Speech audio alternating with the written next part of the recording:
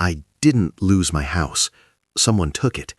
When I came back, everything looked normal until I tried my key. It didn't work. Then the door opened from the inside. A stranger stood there, like I didn't belong. And in that moment, I realized something was very, very wrong. I had been gone for 3 months. Work took me across the country, and by the time I came back, all I wanted was quiet. My house wasn't just a place to live. I built it from nothing. Every wall, every detail had a story behind it. It was mine in every sense. The neighborhood was peaceful, predictable. Nothing ever changed here. That's why I never worried about leaving it empty for a while. I had security cameras, smart locks, everything you'd expect. Or at least I thought I did.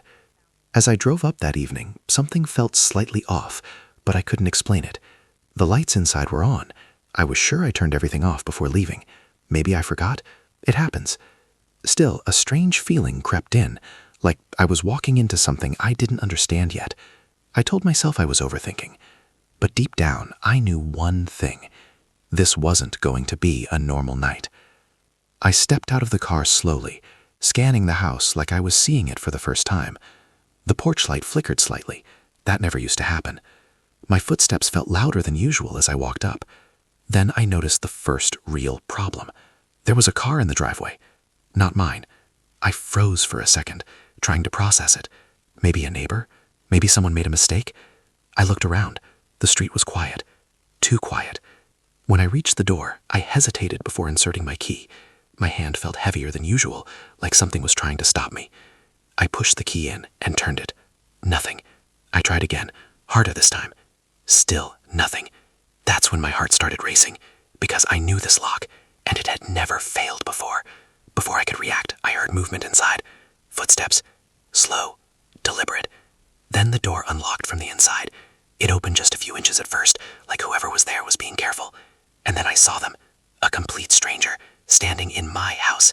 They looked at me like I was the one out of place. "Can I help you?" they asked calmly. I actually laughed for a second, out of pure disbelief. "Yeah," I said. "You can start by explaining why you're in my house."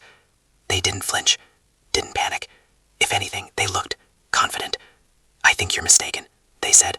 "This is my house." For a moment, I thought this had to be some kind of joke, a misunderstanding. But then they stepped back slightly and opened the door wider.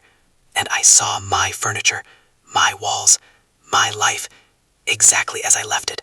Except now, they were standing inside it like they owned everything. And then they said something that made my stomach drop. "I have the papers," they said. At first, I didn't even understand what they meant. "Papers," I repeated.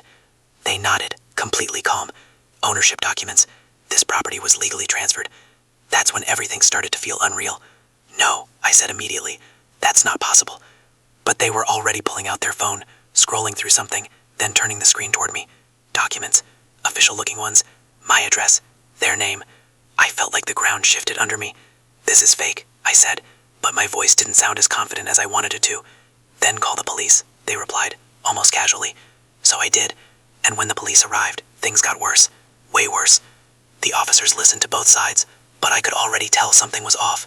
The stranger was calm, organized, prepared. I wasn't. They showed the same documents to the officers, and suddenly I wasn't the homeowner anymore. I was the guy standing outside, making claims.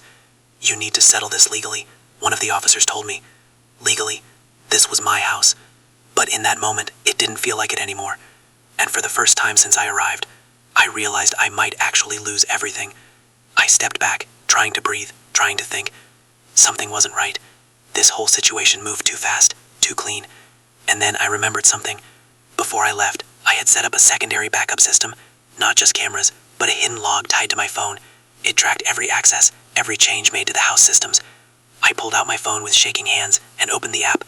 At first it looked normal. Then I scrolled and froze. There it was, a record of access, not just once, multiple times, weeks before I even returned. And the access wasn't authorized through my system.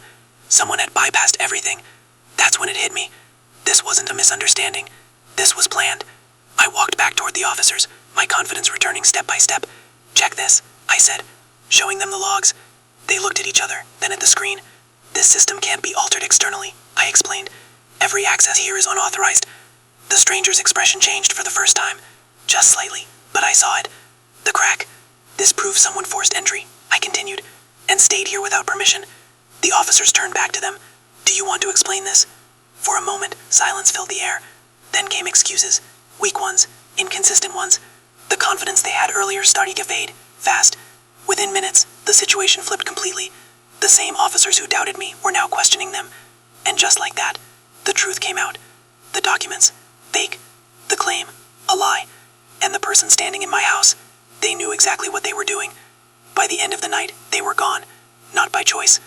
The police handled everything from there, and for the first time since I arrived, I was able to walk back into my house. My real house.